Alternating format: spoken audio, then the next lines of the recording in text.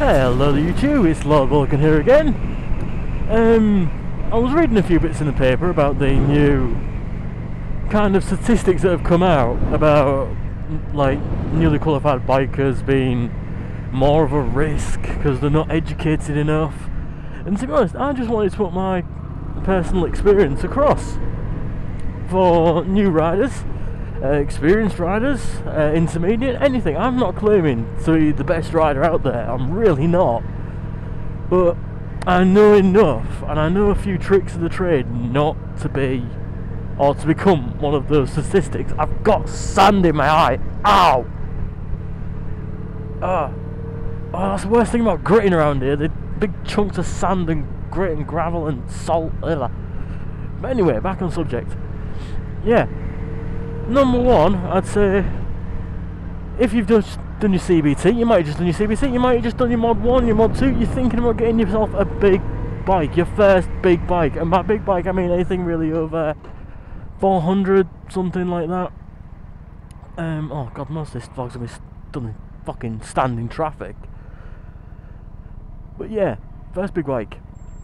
Choose a bike that's right for you. Don't go out and get like a ZXR 1200 Ninja if you've just passed your test. I mean, I got this bike straight after I passed my test. When I was 21, I did the direct access course, which means you don't have to go through the 2-year restriction period.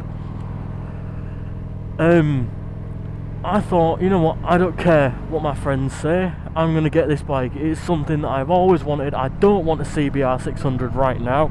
It makes no sense to me getting one. I want something that I can take out for a ride. I can fit the Lady Vulcan on the back, she's quite comfortable. It does good MPG. It's very, very comfortable, and it's definitely got the power there when I need it, because it's a big 903cc engine, which is fuel injected and all that, so it's got the oomph when you need it. Plus it's very customizable, and that is my kind of bike, one that I can get some speed up on, not on too much speed obviously, that I'm comfortable on, that I can go for a few hours on, and one that I can really talk about, and also one that I can customise, make it my own, because that's the main thing about having a bike. It is an expression of yourself. If you're quite this kind of, you know, go go go person, you'll probably want something that's very nippy, something like I don't know, an ER6, let's say. If you're a commuter, you probably go for something like a Bandit maybe. Do something that is going to cover all of your bases, not something that you're going to have to get a different bike out for every single occasion. There's no point in having more bikes than clothes. Would you fuck off from up my arse? That's another thing I've got to say, guys. Don't get angry. I know I'm the worst person in the world to be saying that, but try not to let things get to you. There's nothing you can do about something or someone cutting you up. Just take a few deep breaths and just think, right, well, they're a twat. They're going to get in an accident, probably run up someone else's ass, and they're going to have to get their insurance done. Like the titterwit me. Also, if your friends are racing off and they're trying to coax you into going faster, do it if you're comfortable, do it if you're confident. Don't try and keep up with them for the sake of being with them, because there's only going to be one loser. That guy looks like a microphone. Sorry, it looks like the microphone that's in my face at the moment. But yeah, don't push yourself if you don't want to.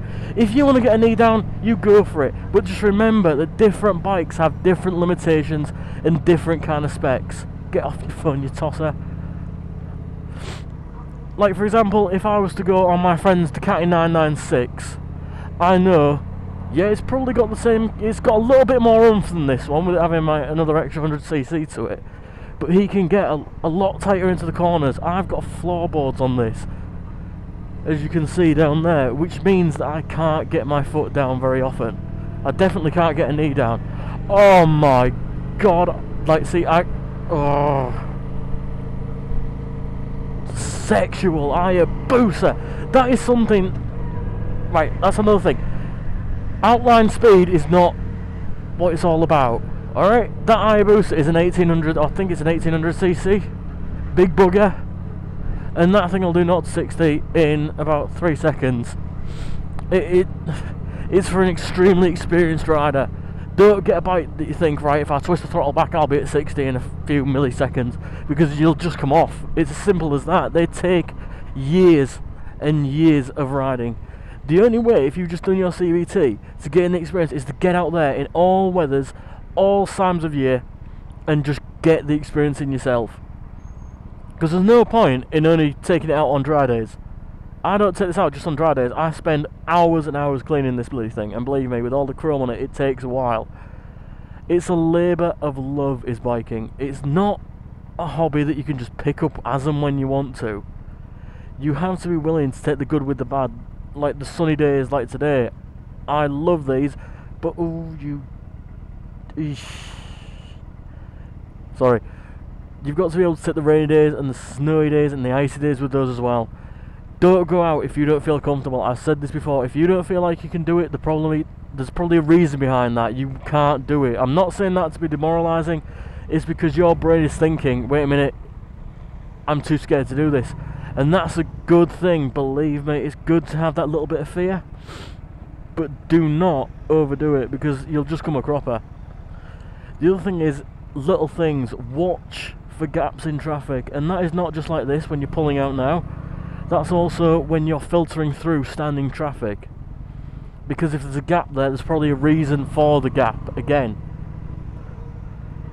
Because they might be letting someone through. I mean, I watched a video from Thunderous 91 the other day where a guy just is filtering down the left hand side down past an HGV, which is something you should never do. If you cannot see the road ahead, act like it's filled with landmines. That's what I was taught.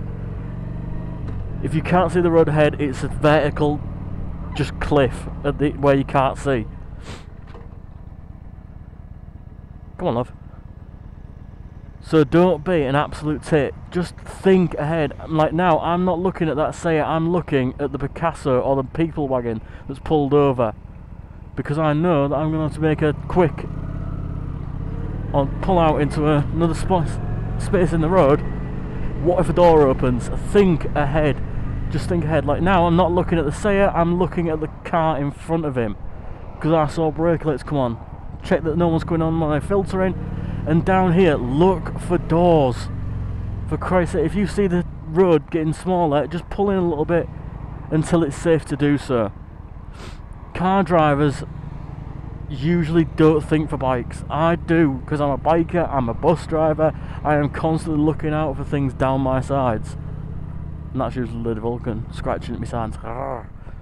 There we go, quick lifesaver. I can see that there's a cyclist in my rears, so obviously he's going to catch up with me if I get caught at these lights. So you've got to, it's a memory game. There's a car coming up here. Yep, see, look, that is precisely what tosser.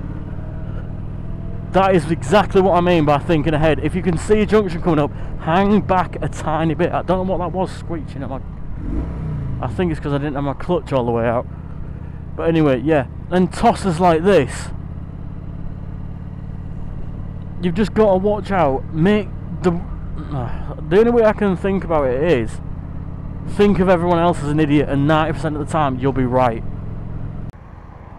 Another thing as well, guys, is the way you dress on a bike. I mean, today I'm wearing my leathers, I'm wearing my gloves, I'm wearing my armoured jeans, I'm wearing boots that literally come up to here that have got ankle support in them to the hill.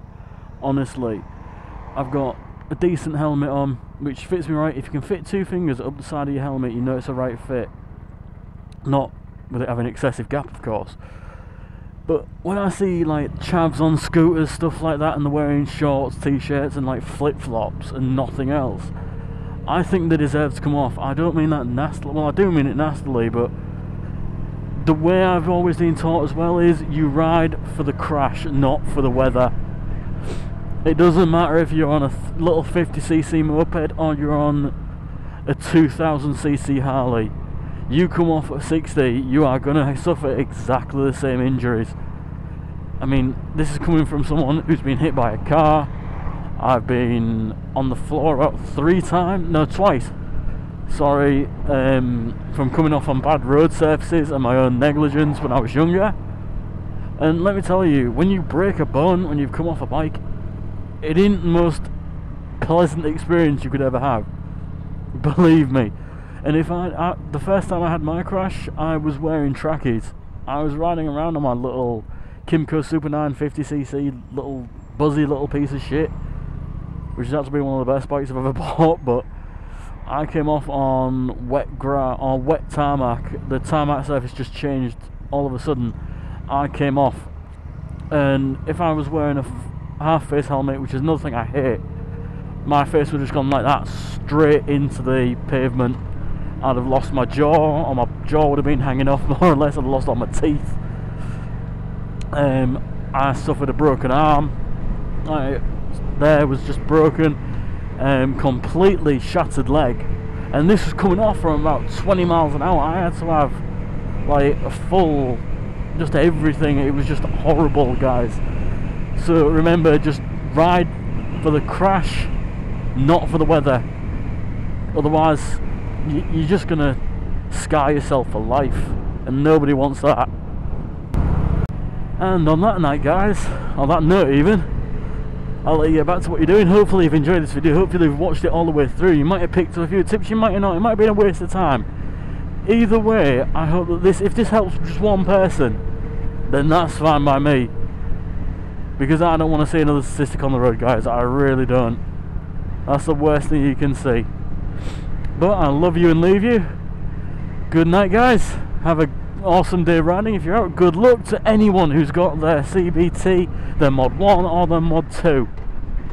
Because believe me, guys, you are coming into a whole new world, and you are going to either love it or loathe it. But like I said, ride safe, guys. And if you've got any more questions, any more comments to put in this, any more ideas, don't hesitate to give me a message or anything. So good luck, guys, and ride safe.